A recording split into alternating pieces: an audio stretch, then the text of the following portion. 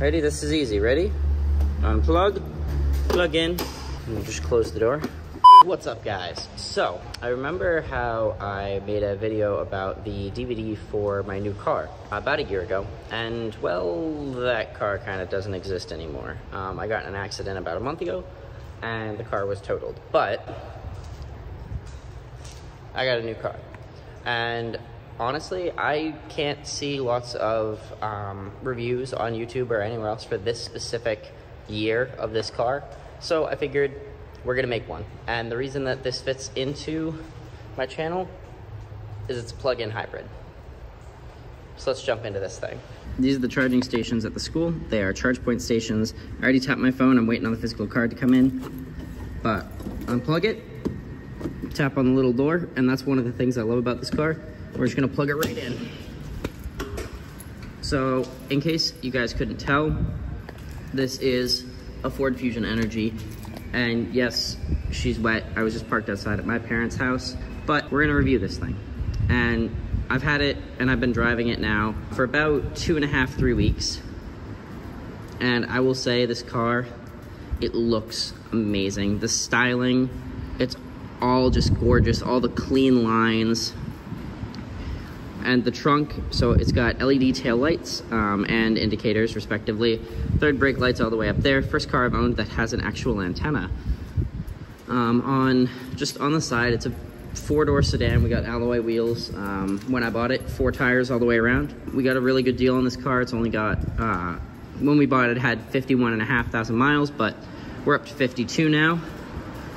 Beautiful front grille. And I'll get a couple more shots outside when we go for a drive around, but that's gonna be in a little bit because we're plugged in charging. So let me show you some of the other stuff on the side of the car.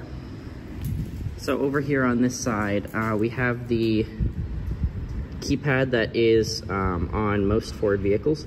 So it's just these 2 buttons to lock it. It's a little wet right now, so it's not detecting it as easily.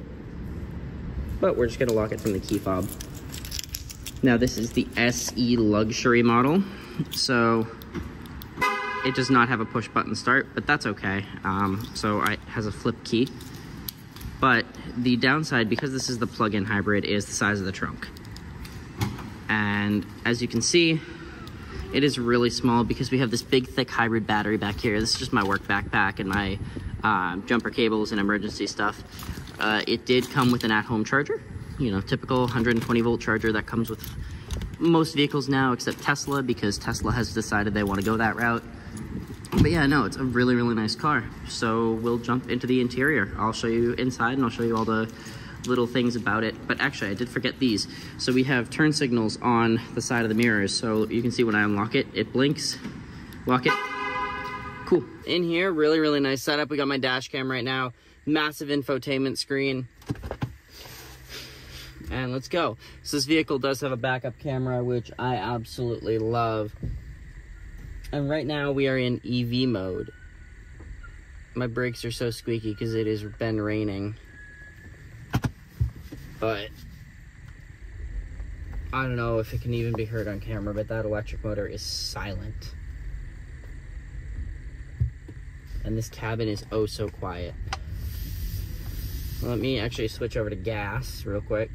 So there's an EV button right down here by my thumb.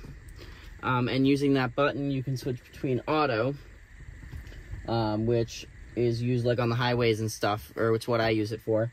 EV, which switches to battery only mode, or EV later, which switches you to the gas engine for now. I don't know if you guys can hear it. Why are we still in EV mode? There we go. So the gas engine is running. It'll probably shut off at this light if I'm honest.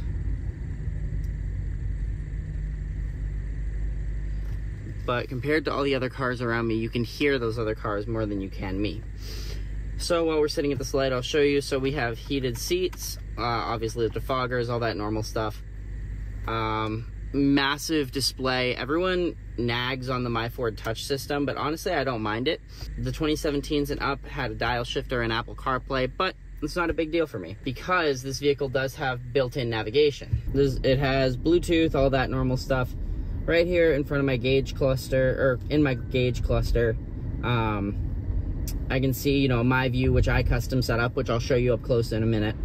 And then on the right, I can set whatever I want from various different things like audio, climate control, phone, navigation, all that stuff, which I think is really cool. You can see the range on the bottom right with the temperature, odometer on the bottom left. Those are things you cannot change on the displays, but pretty much everything else is interchangeable. Like you can set whatever you want. On my screen on the right, actually, it's showing me the speed limit right now because I have it set to navigation, which I think is really cool. You know, the interior lights, they're really great. The moonroof above me, which is actually what my phone is currently secured to, in order to record this safely while driving. But no, honestly, this is a really, really nice car, especially inside, and driving it, you don't feel any of the bumps as deeply as you would think that you do, because it is a Ford, and sometimes Fords can be a little stiff, but honestly, this one, it's butter smooth. I'm switching back to battery power. Now, we did just unplug it, and this vehicle is rated for 20 miles EV range, but it's not ideal temperatures. It is 50 degrees, which is a lot better than the other day when I unplugged it. But so it says I have 15 miles of EV range right now because it doesn't expect me to be running the heater or any of that other stuff. But the other day when I unplugged it, it said 11 miles because it was on a really cold day, and it expected that I was going to run the seat heaters and the cabin heaters and the defoggers and all that stuff, which I think is just really cool that it does the math on the fly to calculate exactly how much EV range you actually have. And obviously this has the regenerative braking and all that stuff. 0 to 60 in about 8 seconds. It is magnificently slow compared to my Camry, but it still does have a very nice pick-me-up to it. So I'm gonna grab some food. The rest of this video was recorded back in December, but it's currently February 24th when I'm editing it. I wanted to show you guys. So it's been about 3 months. I've only gotten gas 5 times. And I've only spent, you know, I only spend about an average of anywhere from $30 to $40 for about 80 to 90% of a tank. And this is it right here. So it's probably, I'm not doing the exact math right now, but we're looking at about 150, 160 bucks more or less, and that's in 3 months. Mind you, I spent $1,000 in gas for the Camry between January and the beginning of November when I got in the accident, and so this is a massive savings. So this is $150 in 3 months. I have the numbers for the charging cost. Those are separately. I figure those out later. But either way, on average, I have a spreadsheet, and that spreadsheet tells me it comes down to about 7-8 cents a mile in gasoline. So anyway, guys, thank you for watching. Click up here to subscribe, over here to watch my most recent video. I've got a couple of videos coming soon, but until next time, guys, peace. Disgusting. How dare you befoul my lovely Alex.